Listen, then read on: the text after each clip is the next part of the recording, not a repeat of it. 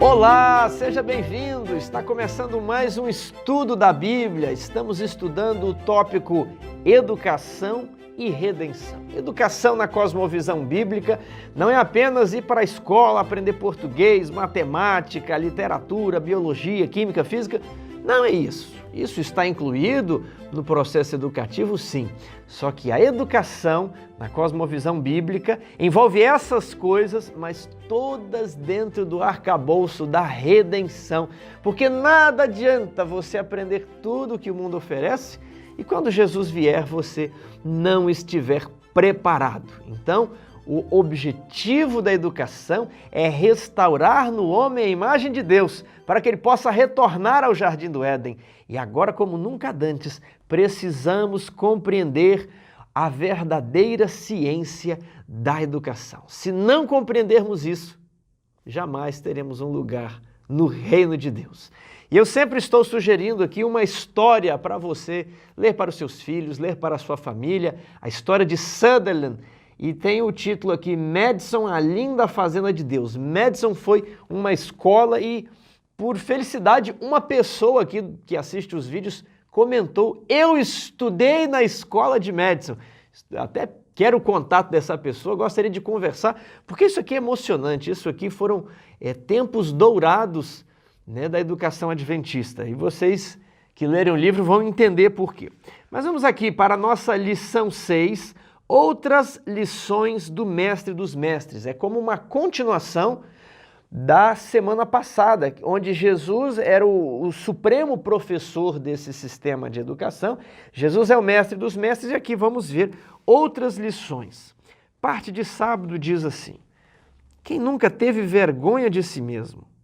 Quantas vezes eu e você já não fizemos coisas erradas? E a vergonha é grande quando somos crianças, quando fazemos pequenas travessuras. Mas o pior quando nos tornamos adultos e fazemos coisas graves, coisas das quais não gostamos de lembrar. E nós nos envergonhamos, e isso parece ser uma constante da natureza humana. Agora, essa nossa natureza caída, ela será, enfim, um dia redimida por Cristo.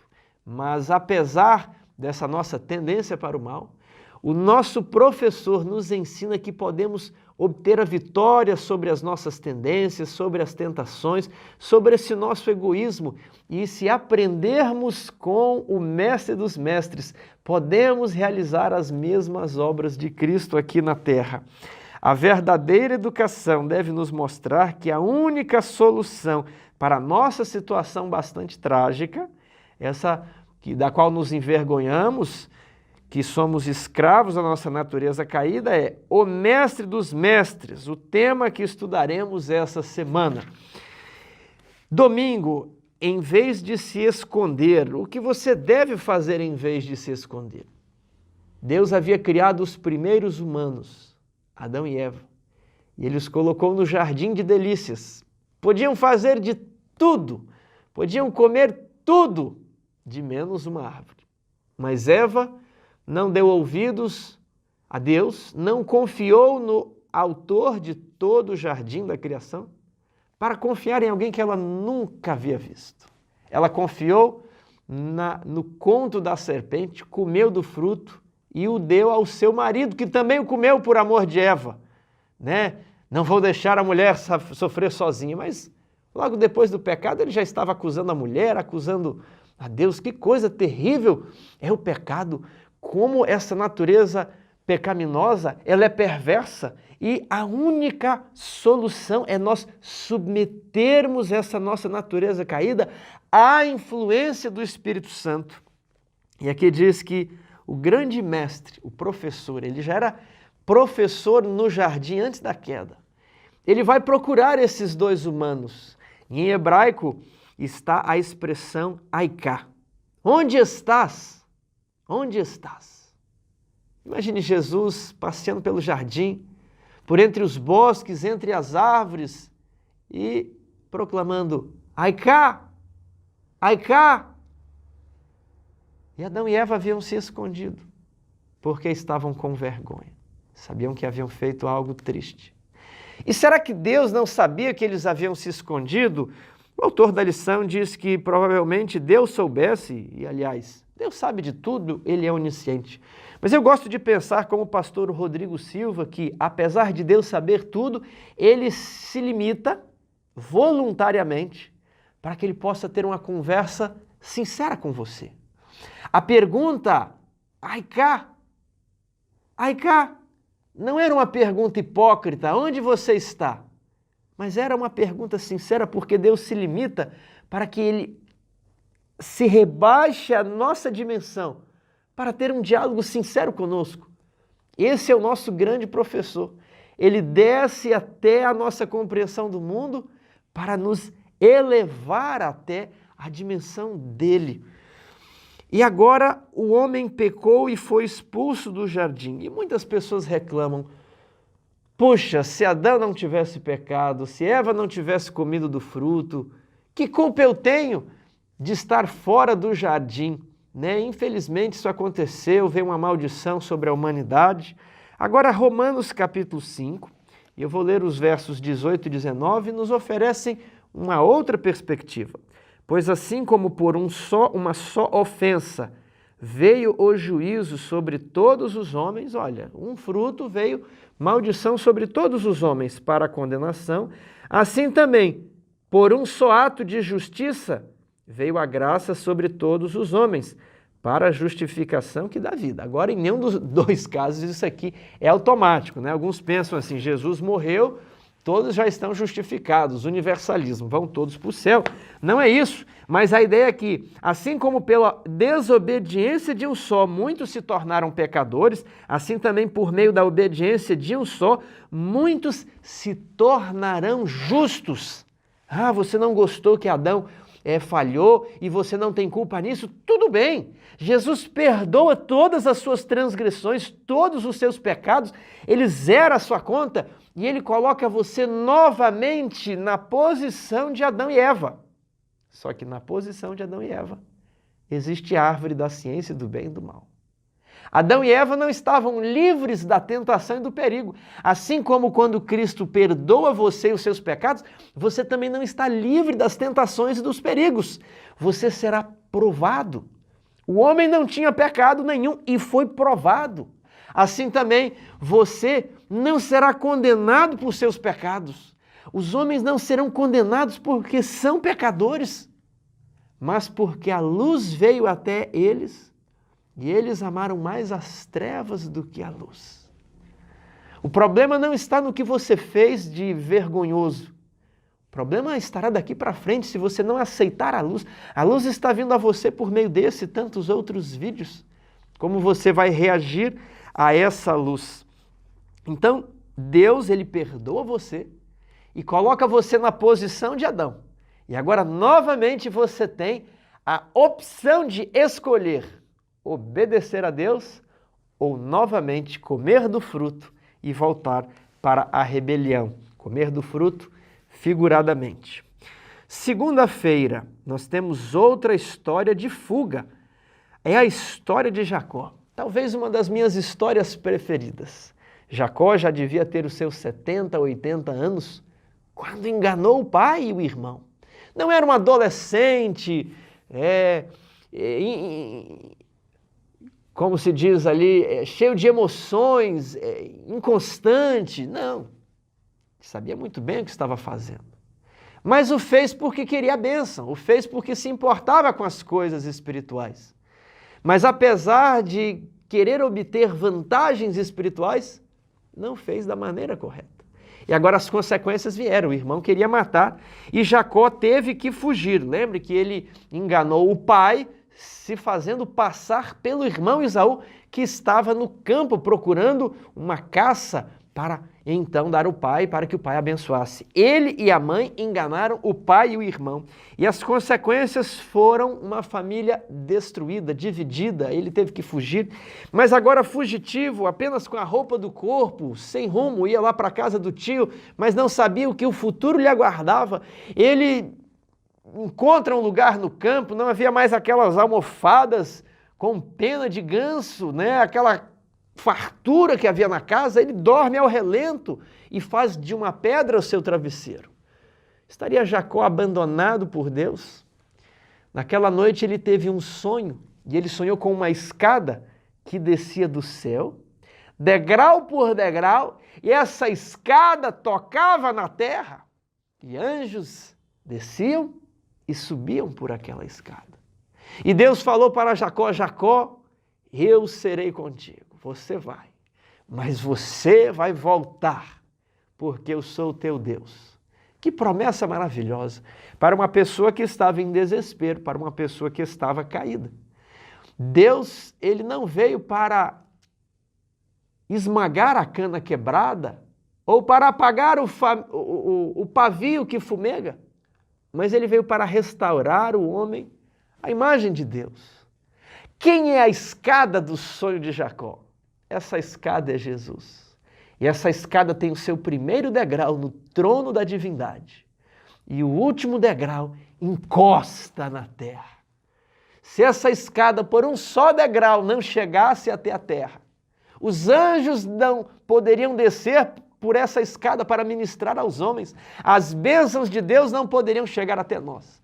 Mas Jesus encosta na terra. Ele é plenamente Deus e ele é plenamente homem.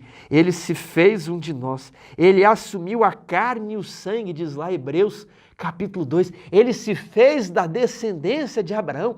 Ele não ficou apenas do lado de fora, falando: Adão, o que você fez? Agora estamos para sempre separados, né? Como se fosse o vidro de um aquário. Ele não ficou ali olhando Adão, que estava, né, do outro lado desse vidro.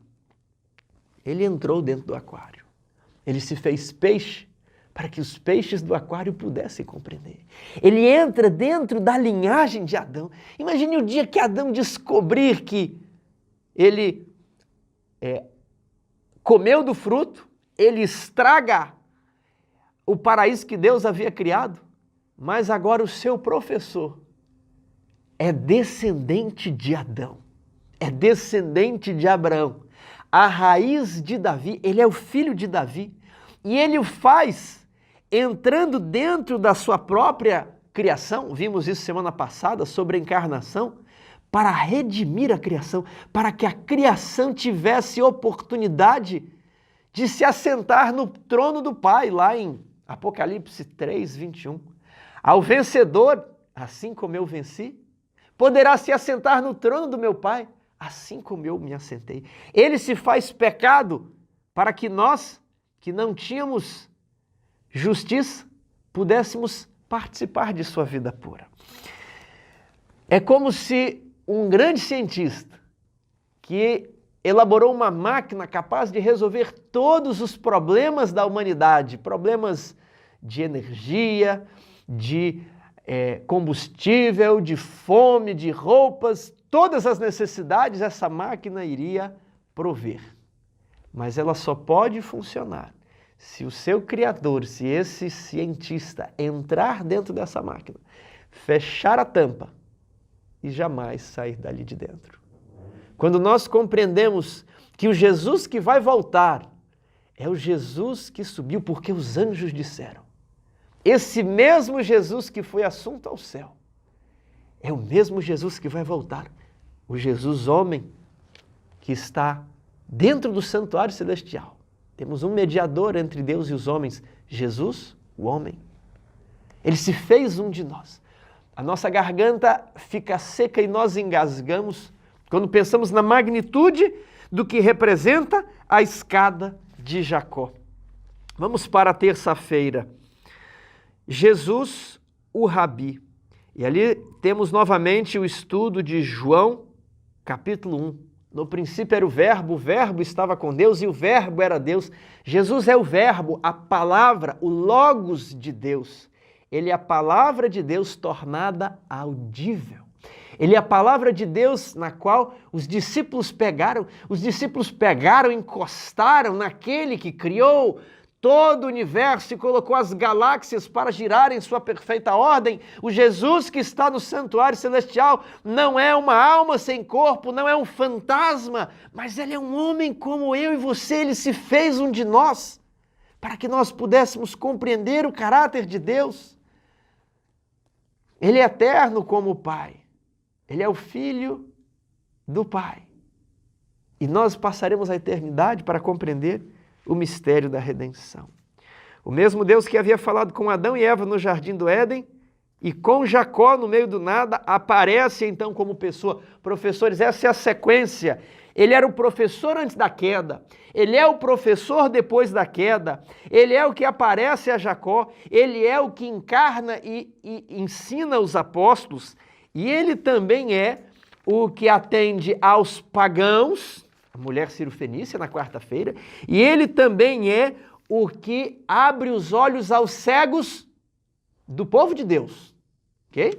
A mulher era pagã, mas o cego era do povo de Deus, e é o que nós vamos estudar agora, quarta-feira, a história da mulher cirofenícia. Leia a história do encontro de Jesus com a cananeia na região de Tiro e Sidom. Está lá em Mateus, capítulo 15, verso 21 a 28. Partindo Jesus dali, retirou-se para os lados de Tiro e Sidom. Eis que uma mulher cananeia, que viera daquelas regiões, clamava. Essa mulher não era do povo de Deus. Essa mulher era cananeia. Ela estava em contato com outros deuses. Ela era uma mulher pagã. Tiro e Sidom é a região de Jezabel. Tiro e Sidom é a terra de Baal. E Jesus, fugindo daqueles que o procuravam matar, deixando um pouco o centro ali da Judéia, de Jerusalém, ele se aproxima das bordas de Tiro e Sidom para mostrar aos seus discípulos o vasto campo que precisava ser trabalhado. E Jesus conhecia aquela mulher.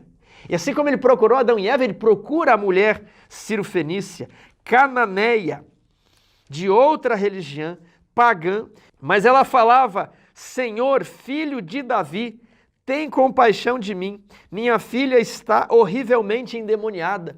Ela já não procura Baal, ela já não procura Astarote, ela já não procura El, ela já não procura os deuses pagãos, mas ela reconhece que em Israel existe alguém especial. Ela reconhece que há um descendente do grande rei Davi, aquele que construiu Jerusalém e colocou Jerusalém como a capital do reino do povo de Deus na terra, onde está construído o templo. Senhor, filho de Davi, ajuda-me. Jesus, porém, não lhe respondeu palavra. E os seus discípulos, aproximando-se, rogaram-lhe: despede-a, pois está enchendo a paciência, ela vem atrás de nós, Senhor, isso aqui já está tomando tempo, tem 2 horas que essa mulher está gritando. E Jesus tratou aquela mulher como os judeus e como seus próprios discípulos a tratariam, de maneira fria, demonstrando um certo preconceito. E agora Jesus respondeu ela: não fui enviado senão as ovelhas perdidas da casa de Israel. Mulher, que tenho eu contigo, eu não posso aqui atender você. A minha missão é para com Israel, as ovelhas perdidas da casa de Israel. E Jesus faz isso para provar aquela mulher, como muitas vezes não atende às nossas orações assim que clamamos. Mas aquela mulher continua. O que ela diz? Ela, porém, veio e o adorou, dizendo: Senhor, eu preciso de ajuda. Não apenas a minha filha, mas eu preciso de ajuda. E Jesus, insistindo na frieza, diz o seguinte: não é bom tomar o pão dos filhos e lançá-lo aos cachorrinhos. Precisamos um pouco do contexto para entender isso aqui. Os judeus não criavam cachorros. Os cachorros eram animais imundos para os judeus. Os cachorros, eles eram animais selvagens, está lá em Êxodo 22, 31, que comiam as carcaças, cadáveres. Na parábola do rico e do Lázaro, os cachorros estão lambendo ali as suas feridas. Os cachorros eram animais imundos. Porém, os fenícios eram criadores de cachorros, domesticavam cachorros e vendiam esses cachorros para as outras nações da Europa. Agora, quando Jesus fala que ele não pode tirar o pão dos filhos e lançá-lo aos cachorrinhos, ele usou a palavra kunarion, que em grego significa não um cachorro selvagem, mas um cachorro domesticado, um pet, o cachorro da madame que fica dentro de casa, o cachorro da família. Em outras palavras, Jesus disse o seguinte: mulher, você não pertence à família. Você está no nível dos cachorros. E eu não posso comprar a comida dos filhos, o pão, o arroz, o feijão, e simplesmente repartir com os cachorros, porque a gente compra as coisas para a família. Mas aquela mulher, demonstrando uma fé incrível, ela insiste e dá a seguinte resposta: mas a família, de alguma forma, alimenta os cachorros. Toda família que possui um cunari, um cachorro doméstico, dá alguma ração, alguma migalha. Eu sei que o Senhor é o filho de Davi, foi enviado à casa de Israel. Eu não nego isso. Mas será que não há alguma migalha, não há alguma bênção, não há alguma parte do evangelho? Ou o Senhor deixará os cachorros da família morrerem de fome? E Jesus fala: tamanha foi a fé dessa mulher, vai e seja feito conforme a tua vontade. A ideia aqui é que esse professor, ele é o nosso professor, mas ele gosta de alunos insistentes, ele gosta de alunos inoportunos. E eu sempre tive um pouco de vergonha de falar com os professores. Ao final da aula, eu pensava, não vou importunar o professor na época da faculdade, não vou ficar tomando tempo do professor, mas eu descobri que os verdadeiros professores gostam de alunos inoportunos, alunos que querem saber mais, porque o professor tem o prazer de ensinar. E o professor Jesus quer que as nossas orações sejam inoportunas, sejam orações que insistem com Deus e que de alguma forma convençam esse professor: por favor, eu tenho fé em ti. Esse professor, ele prova a fé para que ela possa florescer, para que a fornalha possa consumir a escória e que as pessoas possam contemplar a sua insistência com Deus, como Jacó, que luta com Deus até receber a bênção. Agora, na parte de quinta-feira, nós temos a história da cura de Bartimeu, muito parecida com a mulher, porque a multidão passa e Bartimeu fica gritando a mesma expressão da mulher: Jesus, filho de Davi, tem misericórdia de mim. Jesus, filho de Davi, tem compaixão de mim. Numa expressão de hoje, ele estava fazendo um alvoroço, ele estava ali incomodando, ele estava fazendo uma algazarra na rua. E muitas vezes nós queremos ser tão contidos, né? Se Jesus passasse hoje, será que nós desesperadamente gritaríamos, parados no trânsito, Jesus passando na contramão, nós sairíamos do carro e falaríamos: Senhor Jesus, eu preciso de ajuda? Ou nós, que pena, eu estou aqui no carro, e seria um escândalo. Mas essa é a ideia da fé, a fé que luta com Deus. E então Jesus pediu que trouxessem Bartimeu e ele perguntou: o que queres que te seja feito? Eu quero ver. E Jesus lhe abriu os olhos. Existem muitas pessoas no povo de Deus hoje que estão com os olhos fechados e que precisam ver.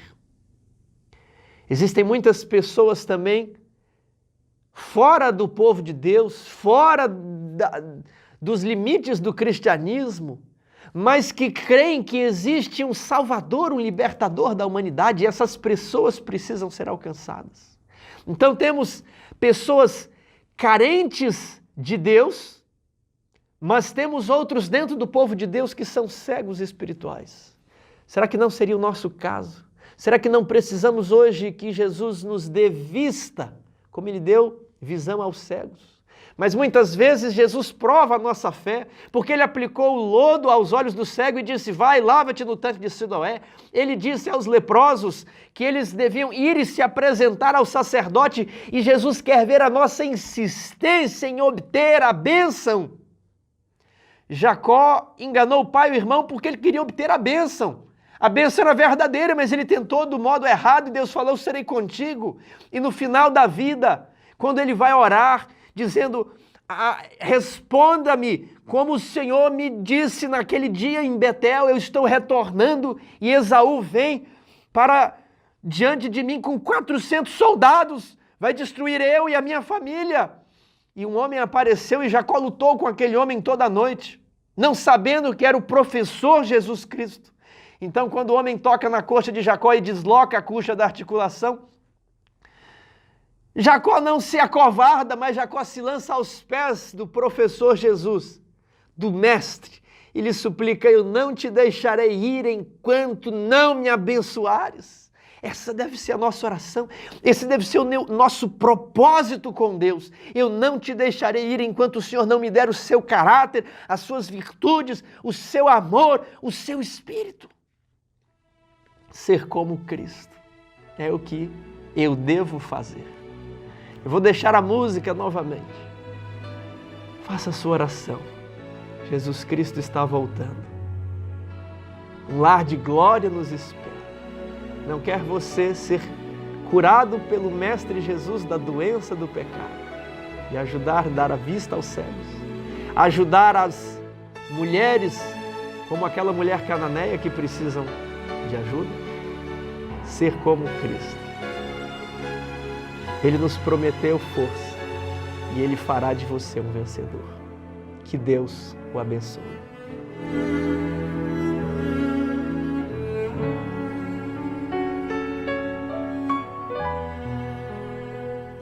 Ao meu redor, nas ruas da cidade, há tanta gente em dor e aflição.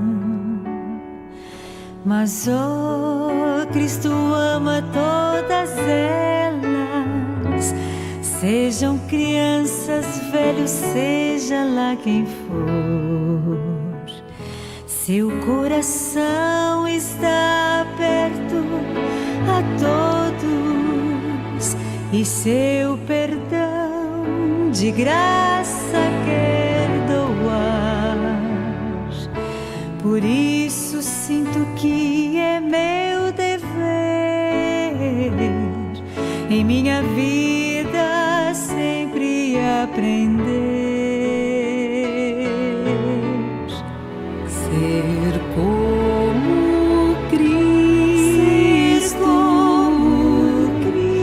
ser como Cristo, e assim cumprir o que eu devo fazer. Ser como Cristo, ser como Cristo, que possam todos ver a Cristo em nós.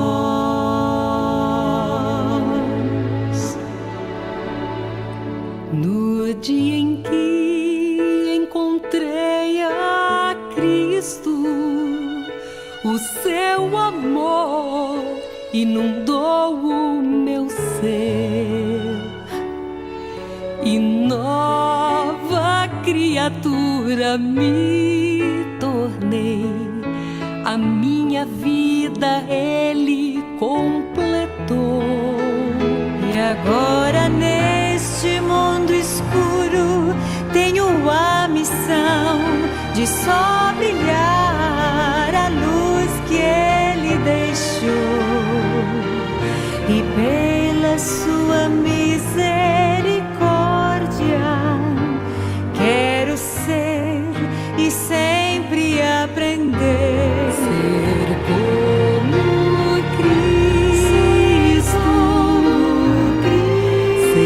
como Cristo, ser como Cristo, e assim cumprir o que eu devo fazer.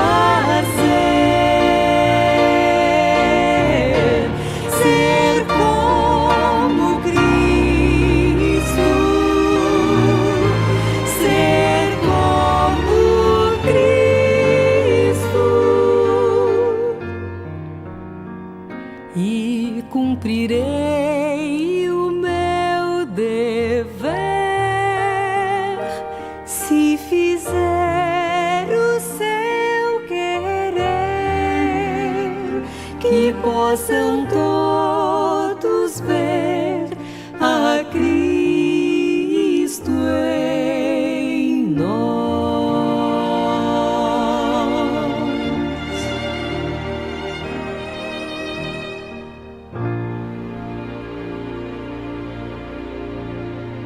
Obrigado.